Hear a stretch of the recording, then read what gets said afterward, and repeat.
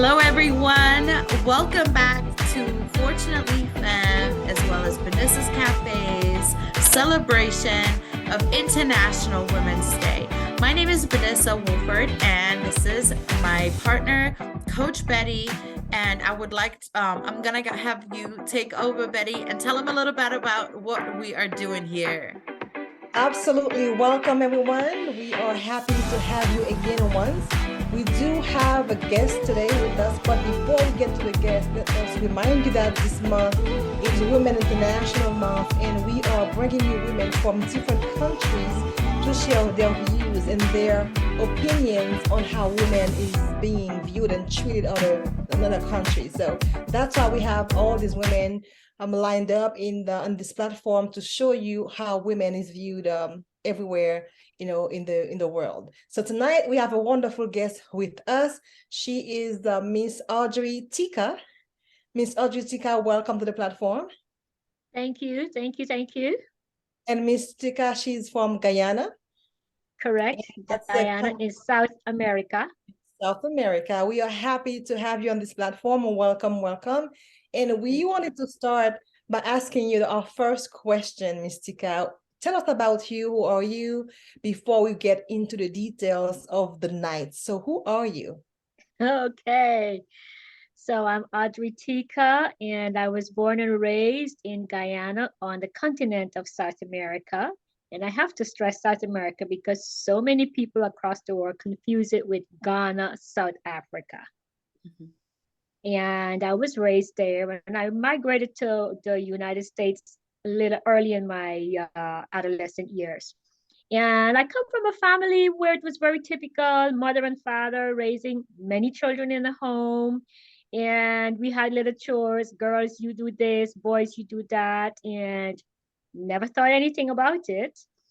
And when I migrated to the United States, I would see women carrying out the trash and women driving buses. And then I was told, girls don't only belong to the kitchen.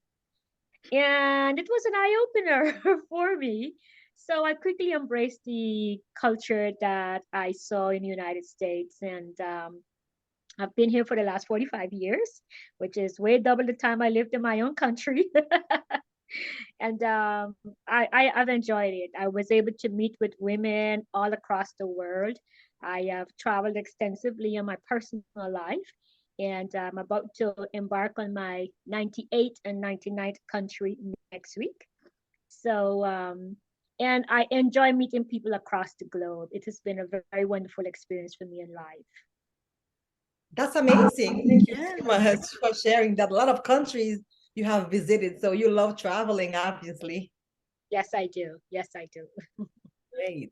That is amazing. And, you just taught me something because I did not know, as you mentioned, that Guyana was in South America and not in Africa. Because I don't know, I guess maybe because the names are so similar, people just, automatically think it's on the African continent. So thank you for clarifying that. So tell us something that we don't know about your country. Something that's unique that... If I'm going to say in all reference or relations to International Women's Day, we have a situation in Guyana that we don't talk about openly. Okay. And that's, it's so simple, but yet it's unique. Women are not paid when they are on maternity leave. And we have a situation where if a woman is fired, she could be fired because she's pregnant. And all she gets to do is go home and tell her husband, I've been terminated because I'm carrying a baby and they don't want me to be around. Nobody does anything about it. And that was kind of really unfair. But in recent years, we have started women's rights movement. And because of that, the government has implemented a National Insurance Act. And that allows the employer and the employee to contribute towards it. So if a woman is now pregnant and she goes off on maternity, she gets a full salary 6 weeks before and 6 weeks after childbirth. But had it not been for women's movement, it probably would not have been the way it is. And it's not 100% good, because we still have private institutions that don't even contribute to it.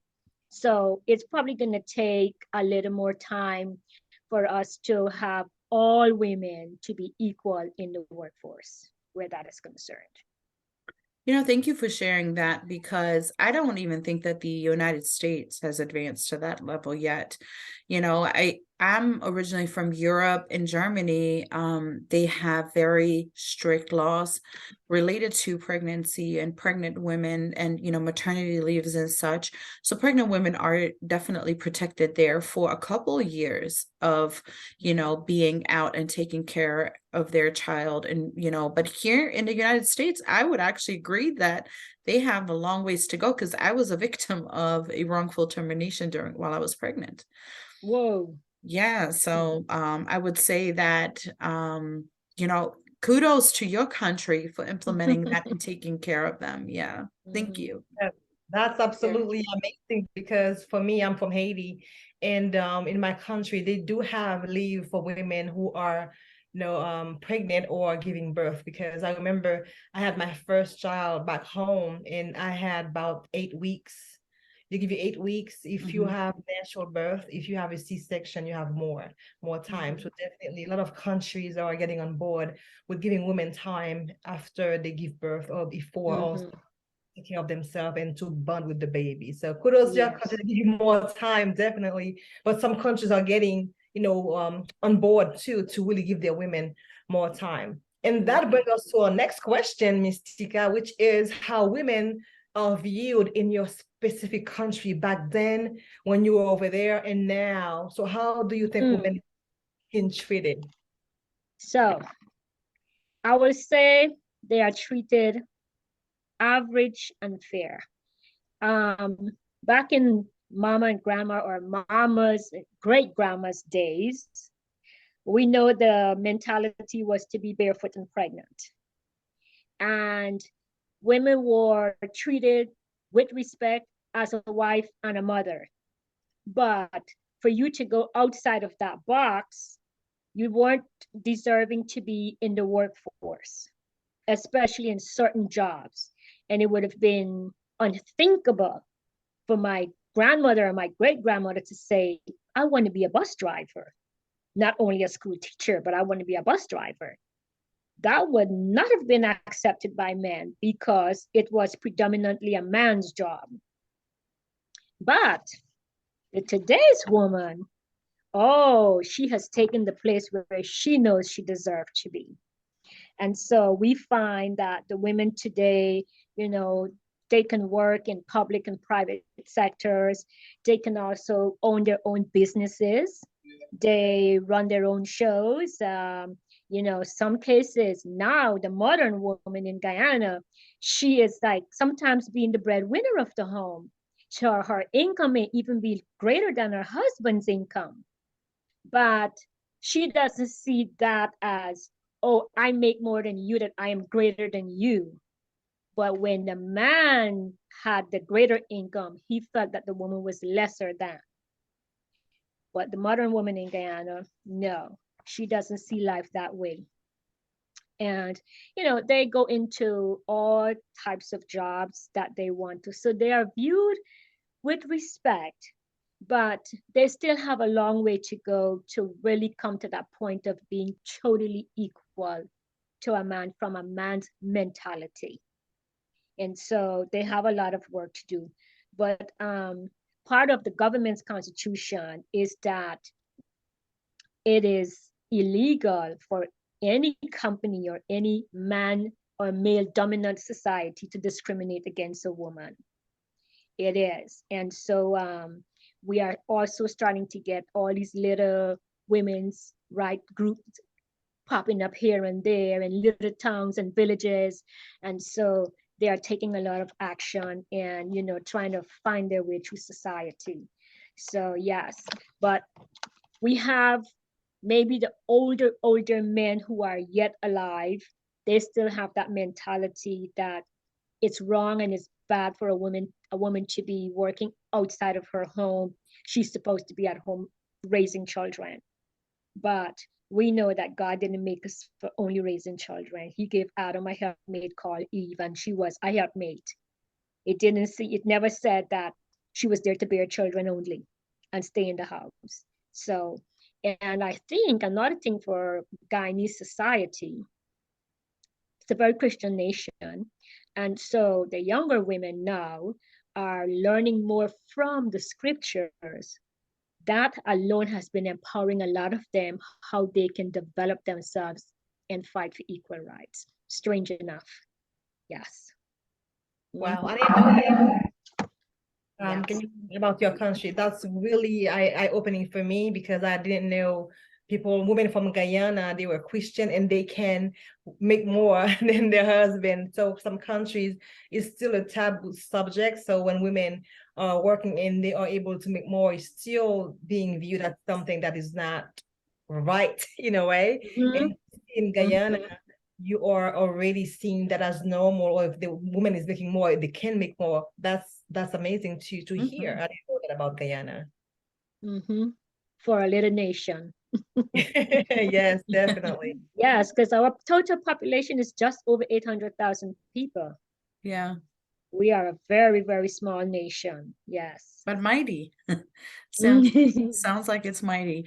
So just to reiterate, because you did answer some of this question, but just for our listeners, can you reiterate this or the answer to this questions, which is how have things changed in the last few years? So how has this how has your country evolved when it comes to women's rights in the last 10, 20, 30 years? I would say social media. Mm-hmm. Social media has penetrated Guyana, I mean, like crazy, because we went from a society that didn't have landline phones to cell phones. And now, then we have televisions. And so because of that social media, women in Guyana have like overnight been exposed to the rest of the world. And so it has had a tremendous effect on how they view themselves, and not only as in Guyana, but from around the world. And so there's a lot that they have learned from other nations and seeing publicly how other women are fighting for rights and for the very same things that they wanted. And so they start to realize that they're not the only ones like wanting equal rights. And they are also learning that it's okay for you to fight for what you want and don't be intimidated. And so they are getting out there and creating, maybe like to say per se, they're creating who they want to be in society.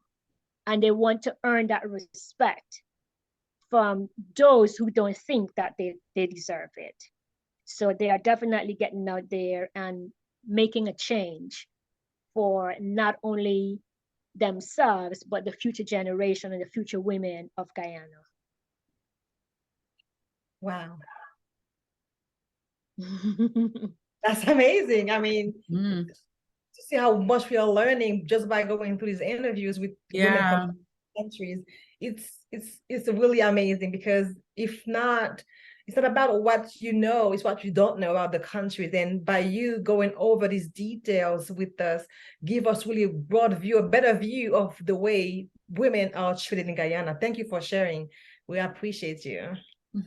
There's also a part of it where they are treated publicly, or even in the homes, because starting from homes, for myself, I never knew there was such a thing as unequally yoked in society per se, that there was this discrimination or silent discrimination thing out there where women were not equal to men. And you couldn't do this and do that. I grew up in a home where I see my father respected my mother. I never heard them fighting and screaming and in disagreement. If they did, it was privately in their room. And My brothers, they were very respectful to us as girls growing up. We were never treated, and the school I went to, we never had where boys were separate from girls and boys treated girls like lesser than. But they treated girls more like, oh, you were little princesses per se. So when I learned later in life, after I came over here, that that was not always the case, I felt like, am I that naive? Coming from this little nation where girls were protected. And when you grow up to be women and you get married and have kids, your husbands protected you. So to come to America and see that women were basically very independent, it was a real culture shock to me. And then to find out, on one hand, you're independent, and on the other hand, you are discriminated against. So it was a bit confusing for me as I started to make my way through society over here. But eventually, I was forced to catch on. And we all had to do that. And you just answered the questions I was going to ask you about equal opportunities for women in your country. But I can ask you, since you answered that pretty well in your last really comments, I want to ask you this question really about your country, because you are from Guyana in South America, which is the only country in South America who doesn't speak Portuguese, Spanish, because you are English speaker, right? You speak English in Guyana. So why is that? Why you don't follow the norm? Because most countries in your continent, they speak Spanish and Portuguese. So Yes. why you are different in Guyana? What was the reason for that? So Guyana is one of the tiny, tiny countries in South America. And there are three little Guyanas on the map, which is, mine used to be British Guyana. Then we have Suriname that used to be Dutch Guyana, and then French Guyana. And the British was the last power to take hold of my Guyana. And so after they took hold of the country, we became a colony. And for many years, we only knew English because when English came down, you know, they teach our generation to speak English only. And so when we became independent in 1966, the British pulled out, and then the country became independent and is on its own till now. But once we were being fought for by the French and the Dutch and the Spaniards and the Portuguese, you know, the British was just happened to be the last to win the continent, to win the country, and plant its flag there and remain there. Yes. Thank you so much. That was something that was, you know, haunting my mind, just to know why, because I know most of the countries speak Portuguese and Spanish. Spanish, yes. English yes. only was, yes. you know, was really, to me, something I wanted to ask you. But thank you for your answer. So we all learn now why. And geographically, we are neighbors with Brazil that speaks Portuguese, Venezuela for Spanish, and we've got the Atlantic Ocean on the other side, and then Suriname on the other side. So we're not like a beach and tourist nation either. But I want to go there one day. Yes, definitely. Yes. You will be very welcome. Yes, the people of Guyana are the most. We always say we are the mostest to be the hostess. So wow. That means that I like that. That's our local term. So when you come to our house, we are very gracious hosts. Okay, so nice, yes, nice. We are very soft-natured people, and very simple, very, very simple. We are not fussy about anything. So, but we believe more in family and friends and community. So you would find if you ever go down there, everybody wants you to come and have a cup of tea. Oh, just like in England. Yeah. So tell me, what was your, if you don't mind me asking, so how old were you when you initially moved to the United States? I was 23 years old. 23. So let's talk about that transition. What was your expectation when you moved here, and how has it changed since? Oh my goodness. I never dreamed of coming to the United States. It was never something in my childhood that I would leave my country and go somewhere else. Mm-hmm. So my father had traveled a lot also, and he had a sister who had moved to Florida, and she said one day, "Why don't you just come here for vacation?" And my mom had ended up coming and told him, "Oh, it's a really nice place. You might want to go check it out." And Florida was, Miami was so much like Guyana, the climate, the culture, and all of that. And he decided that he was going to migrate.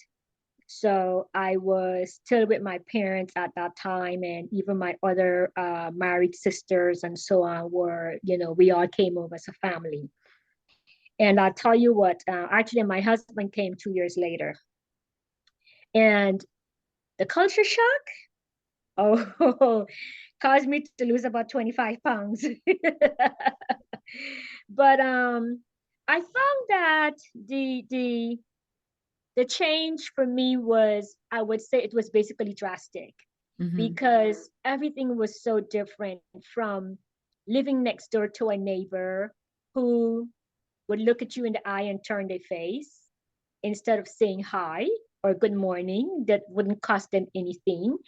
To go on a job, I got my first job and I was told, you come here to take my job and you need to go back where you came from. I had things where people said to me, you need to learn to speak English. And then they say, where you at? And I'm looking for the grammatical English, and it wasn't there. So those were the things that I learned from. But I used those things to make my way through society. And I have learned a lot, being over here during that time. I would definitely consider myself a child of transition culture, because my parents did not have to face any of what I went through. But I said my mentality at that time was to embrace it, learn from it, and then I would make it, I would be the overcomer. And I say I sure did. So in looking at, my expectation was, okay, if you come to America, you can have big dreams and you can get everything easily, but it wasn't. And so that was a shift in expectations and reality. It was. But along the way, I think having to work, I would say then, maybe lucky in a way. Apart from the negatives, I was able to work with people from around the world living in Miami. And that brought some of the hominess back. And I was able to connect with people who were here coming from other countries. And they were able to start to, introduce me to what life is really like over here as a foreigner. And I kind of started to embrace the good and the bad. And I think that had really strengthened me during that time. I was kind of lucky where my father, as a young girl, pushed me for better education. And my job in my country, I was able to earn the title of Deputy Internal Revenue Officer. In my hometown, that's like a big job. And so, it was like a prestigious job. And then when I came over here, people like, oh, well, your degree doesn't work over here. You have to do this and you have to do that. And then I realized I was just as equal as anybody else. And to go places and find out that, wait a minute, my grammatical English was actually way better than those who were telling me, you better learn to speak English.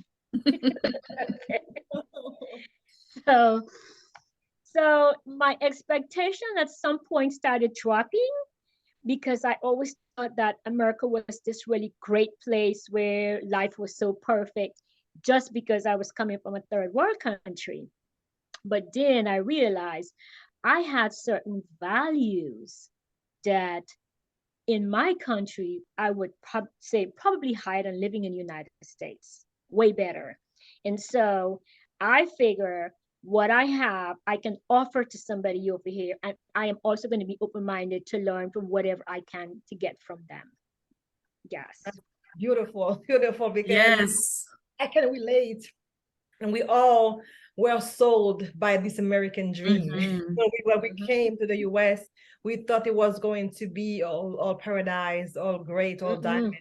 Right? When we faced reality, we quickly woke up and really understood what we need to do to adjust, one, and to really get ourselves together financially, emotionally, Yes. spiritually, and all. So that was something I could relate to individually. Thanks for sharing. Hmm. Mm-hmm. Mm-hmm. Yeah, and which brings Yes. us to the next question, Miss Teekah, which is you kind of brushed on it before in I think a few minutes ago, about women's right in your country. You mentioned that women are really respected in your country. They are treated well, fair, according to your words. But I wanted to know, since women in some other countries, they are not treated as well. So why do you think women in your country are treated fairly well? Because you are a small, tiny country, and you think that women are being treated fairly well, so average. So why do you think it's the case in Guyana? What's the culture that causes people to treat women differently? Specifically because the country is broken up into little towns, little villages, and little cities. And so everyone knows everyone. And from the time we are little girls growing up, you didn't have boys who would think that they would look at you and smack you in the face because maybe you might have stepped on their foot. No, they wouldn't do that. As we grow older, we interacted with older boys in classes or maybe in church youth groups and that sort of thing. You get involved in sports. And if you should fall down, you will be running against the guy and you should fall. And he's going to pick you up and then keep running. He might still win the race, but he will stop and pick you up and keep running. And I think because we grew up in all these little towns and cities, that the parents, they know each other. We all go to the same school. We all go to the same church. So when we grew up and we started working, the boys were glad to see the girls coming along, and the older girls were glad to see the younger girls coming along. The parents, father and mother, your neighbors, they were glad to see a young girl in the community, going stepping ahead. I remember as a young girl, there was a lady in living on my street. She was the first woman to join the ambulance brigade service, which over here you call the like fire services and for 911. Hmm. The woman was the first one in the whole town of like 60,000 people, first female to go out there and work and do that type of a job. Whereas something when you men would run to, rescue people in an accident or in a fire. And I remember seeing her every day walking past my house, dressed in this white uniform, white stockings, and white shoes. And she wore this little cap on her head and carried this little purse. And I thought to myself, oh my gosh, one day I wish I could be like her, because she was always so neat. I didn't even know that there was a word such as professionally looking. But I admired her. And as a little girl, I just thought, because my mom was a housekeeper, just housewife. That's what you know. Oh, this is Sam's wife. Okay. Or this is Audrey's mom. That's all she was addressed as. And so when I see this lady being dressed so neat and clean every day, and she would go out there, and then late in the afternoon I see her passing home, and I thought, oh my gosh, when I grow up I would really like to be like her. I really didn't even know what she was really doing, but I just admired that in a woman. But I didn't know that how effective that was for the rest of us coming up. Hmm.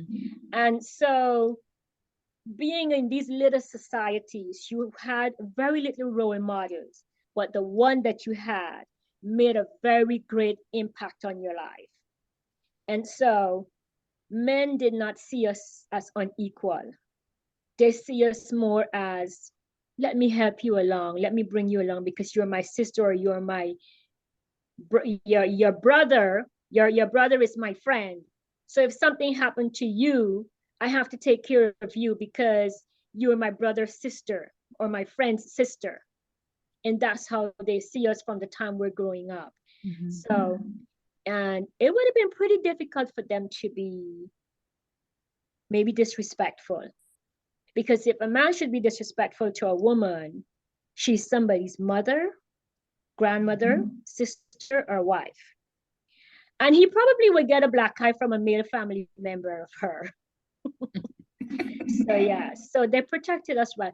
But on the other hand, though, now in Guyana, we have a negative where domestic violence is on the rise, which we didn't have that before. But now that we have television and, you know, all these other YouTube stuff is going on, people promote violence on there.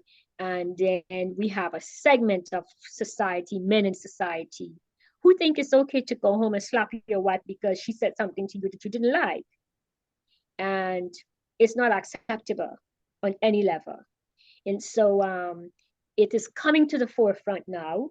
And because we're having the different women's rights groups that are popping up in little towns and learning from TV, you know, these behaviors are not acceptable, they are beginning to take action.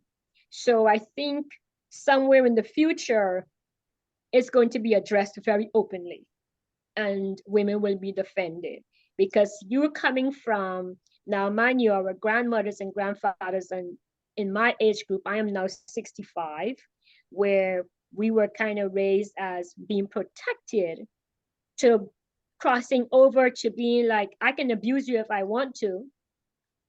It's pretty tough for us. And even though I live over here, when I hear those things and, you know, family members would write and tell their people over here what happened over there. And now you see it even on YouTube, because people are bad enough that somebody would be filming a man hitting a woman. And they think that that's good enough to put on TV. But it happens for a good and a bad, because now women are stepping up and saying, no, we are not going to tolerate this. So I think in the future, it's going to change, and it would be for the better for the whole nation. As it should. Yes. We need to see that change. We cannot, you know, take the new way of doing things. People think it's okay, like you said, to slap someone just because you don't agree with them or they say something you don't like, and it should not be. So we need to really continue with the movement so women's rights can be respected and we can be heard globally. Yes, yes, yes, definitely. So now I am going to ask the next question, and it is International Women's Day. Tell me or tell us if that is celebrated in your country and how. Yes, it is. International Women's Day has caught on in Guyana. They are so society forward. They are proud to know that they are part of this whole international platform. Last year, when it was Break the Bias, that was the theme last year, to break the bias. They were posting on their own soapbox everywhere, you know. They are coming out of their little holes and saying, yes, we are going to be part of breaking the bias because we don't want to be discriminated against in any way. So they had all sorts of things. And matter of fact, some time ago, I was seeing some things on YouTube, you know, with everyone with the little arms going on. And I thought, my goodness, the young women in Guyana, if I had been at home, I probably wouldn't even have the guts to do it. And here are these young women coming out, paying the price for whatever is going to be, or willing to pay the price for their freedom, and to say, this is who we are today. So yes, they are very much a part of it. And last year, the First Lady of Guyana, she was very much a part of it, and she spearheaded some projects, and, you know, male members of the government had also supported, and everyone else in society, you know, they had all their different movements celebrating, and I was so proud of them. And this year, they're already gearing up for March 8th to have their little movements again, and their little soapboxes ready to embrace equality, because that's the theme this year. And so I was talking with my girlfriend last night, and she has more people in Ghana she's in touch with than I am. And she was telling me, yes, they are, and these are things that they're planning to do. And I am currently a member of the Ghana Association of Georgia here in Atlanta. And sometimes when I go to meetings, the women will be talking about these matters, and I'm sitting there really soaking it up because I'm thinking, my gosh, I think I've been a little too isolated from a whole lot of things that were happening at home. But I am very proud of them because when I was at that age, 25 and even age 30, I didn't dare think that I was going to go in a line and protest. It was just not part of my mentality. Mm-hmm. And even if I'd seen others doing it, I didn't think that it was something I should be a part of. Well, now if you ask me, would I come? I'm bringing my friends with me. So, for yes, the International Women's Day, it is a wonderful movement. And the positive about it, men are being involved because they're now supporting their wives, their mothers, their sisters, their aunts, their best friends, their girlfriends, their co-workers. And so they are partaking in whatever projects they have going on. So it has, for Guyana being, we are quote unquote like to be called a third world country, and for such a small nation, they are being very progressive in certain areas. And the women are being very forward now, very, very forward. So I think social media, as I mentioned earlier, has a lot to do with their behavior, how they are, moving through society. Yes. Got it. That is exciting to see that you are embracing March 8th as many other countries do, but we learn through this platform that not every country celebrates, March 8th. So we were Oh. happy to hear that your country embraced it and you're still doing events and movements every year. You have a theme. That's amazing. That's definitely something that we are going to watch for to see how Guyana celebrates this year and see maybe if you have any customs, anything that you do that is different than what we see here in the United States, we can kind of watch and take part if we can. So our next question, Audrey, for you is about change. What change would you like to see for women in your own country, Guyana, and globally? Whew, my.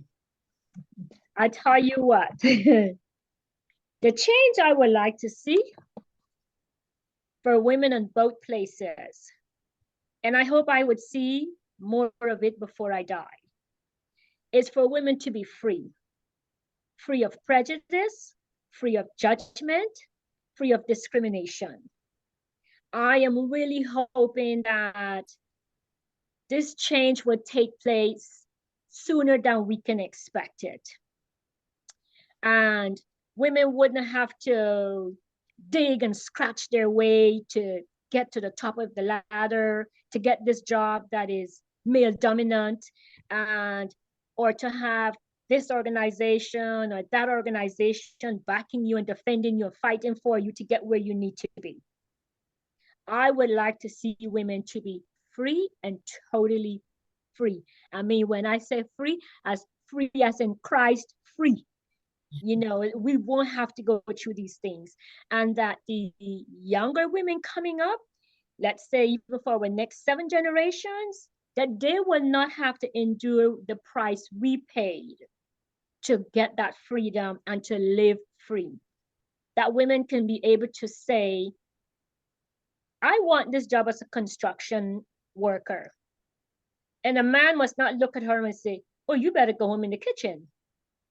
No. And then a woman's rights group have to come up and say, oh, no. If she wants that job, she must have it. And we're going to protest and make sure she gets it. No. We want that when we put in that application, it speaks for our ability and not for anything else. That when we show up for the job and, you see my face, oh, you're a female or you're a girl. You don't deserve this type of job or you shouldn't be doing this type of job. No.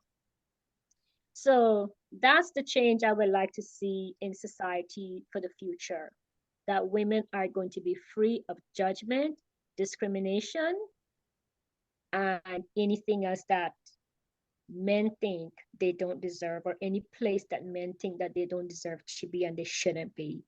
We should just be accepted for who we are, that we are, even if we don't want to say, use the word equal, but we are capable.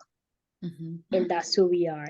And I hope for those who think that women don't deserve being where they want to be, that they will recognize that women are going to be a force they're going to have to be reckoned with more than we are now, and that we are unstoppable. We are not going to back down. We are going to continue to be relentless because we have the future women to pave ways for them. And so it's going to be a day when women are going to be totally free from all of this. And I hope I see more of it before I close my eyes. Amen. That was amazing. Oh my God, this is so inspirational. This whole, you know, you Yeah. kind of sort of already answered my last question for you, but I just want you to just say it again. I love listening to you. So what would you like to say to all women globally? This is your stage. What is on your heart to tell everyone? Woman, be strong, be confident, be who you are. You have been created as a woman by God, the God who loved you and made you to who you are supposed to be. You are not supposed to change who you are to suit anybody. You are not supposed to bow down to anybody other than the God who made you. You are not supposed to say you are not worthy enough, because you are. You are not supposed to take no for an answer when you know it should be yes. And you should not have to fight for what you want because it's already yours. But even though some people make you want to fight and you have to take certain actions to get there, continue to do it. If that's what you have to do, then do it. But be proud of yourself, because we have women in society nowadays who still take that from men, especially, to say you're not good enough, you are not worthy, this is not your place, you're a girl or you're a female. No, we are women. And that W-O that came in front of that word M-E-N is for a reason. So it precedes the man. And I would tell my husband, you are the husband, the head of the household, but girlfriend over here is the boss. And, and, and I saw my dad go to work and bring home the paycheck and give it to my mom. And that's how I know she was the boss. She was a quiet, gracious, and beautiful woman. And she raised her children with all grace and poise. And she was married to my dad until she passed away. I've been married to my husband for 43 years until he passed away. I gave him all the respect as a wife and a woman, and he gave that same to me. So we have parts of society where men want to put you in a box, and we have part of society where men will praise you and elevate you. So we have to have that right balance as we move our way through society and take what is ours, defend what is ours, and promote what is ours. So, and learn to know when to be contented and when to promote more or go for more, dream bigger, aspire, and all these things. So, for women around the world, I remember when I went to India a few years ago, I would see some of these young females and young girl children, you know, doing certain things in the neighborhood and in the streets, begging. And when you look on the other side, the father and the mother is sitting over there and they're putting the little girls to the front of the line. And I was very troubled by it because I couldn't understand why the mother would be sitting over there and allowing the girl to come on this side of the street to beg. But the father would be on the other side But then I quickly realized in that society, the man is always in control. And the woman had to do whatever he said. And me coming from a society where that was not ever going to happen, I had to take a seat back. I really did. And it bothered me. So I feel that every opportunity a woman can get to promote herself, to elevate herself, and if she has to do it for herself, aspire as far as you can go. If a man doesn't want to help you, that's okay. But you have to go as far as you go. And wherever you go, bring someone along with you. Pave the way for another woman. Don't take it all for yourself. Share. And always remember, we have a generation of women coming up, 7 more generations that we can think of, and then 7 after that. And if we don't start to pave the way for them, there will be no progression in life and no freedom and justice for women. So, to all the sisters around the world, let us keep the sisterhood, continue to unite, to serve, and to do the best we can in our society and to make this world a better place. Because without women, the world could never turn. That's right. Thank you. Let's be strong. I want to give you a big hug right now, but I can't. I look forward to Virtual high meeting you in five. person one day. Yes, Thank you so yes. much for taking the time. I really appreciate you, contributing to our goal of interviewing amazing women from all over the world. And so just from me to you, thank you so much. I'll let Betty close us out. Thank you. You are so welcome. You are so Thank you welcome. so much, Audrey, for willing to share, to really bring so much joy, so much information to our platform. I am thankful. I am blessed to have you on this platform. And I am definitely going to to meet you to say thank you face to face. But thank you again, and thank you everyone for watching. We will have more women for more countries lined up. Stay tuned and follow us, BENISA'S CAFE, Unfortunately Femme, on Facebook, Instagram, and YouTube for more videos like this. Thank you everyone. Have a wonderful evening. I'll see you later. Thank you for reaching out.